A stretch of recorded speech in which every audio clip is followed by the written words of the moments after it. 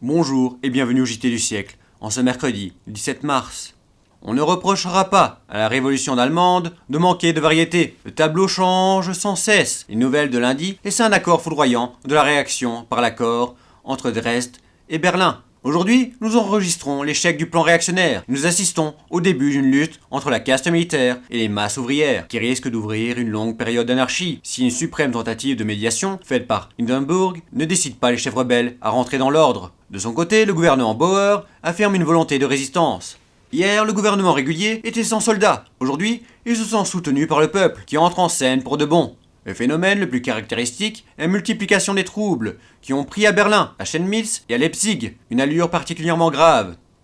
La grève générale proclamée par le gouvernement d'État a été effective dans presque tout l'Empire. Les manifestations de fidélité et de détachement de Reichswehr en faveur de l'ancien gouvernement se multiplient. La situation serait déjà inquiétante pour un pouvoir organisé disposant de forces nombreuses. La dictature militaire n'a pas pu trouver de ministre, elle n'est appuyée que par l'armée, et même semble-t-il par des fractions de moins en moins nombreuses de l'armée. On signale un peu partout les manifestations de la Reichswehr en faveur du régime constitutionnel. Des chefs militaires qualifiés ont invité Hindenburg à prendre la tête du parti de l'ordre, et le maréchal a répondu à leur appel. Les auteurs du coup d'État ont compris que leur rôle est terminé. Von Kapp disparaît de la scène, il renonce à constituer un gouvernement. Il a remis le pouvoir au sous-secrétaire d'État qui reste fidèle au gouvernement légal. Mais les chefs militaires, dont ces fantoches n'étaient que les jouets, restent intraitables. On peut dégager de la multitude d'informations plus ou moins tendancieuses lancées par le nouveau gouvernement que la situation continue à s'améliorer en faveur du gouvernement républicain. Dans la journée, on annonçait une première fois que Kapp avait démissionné et que les troupes qui avaient occupé Berlin étaient en retraite.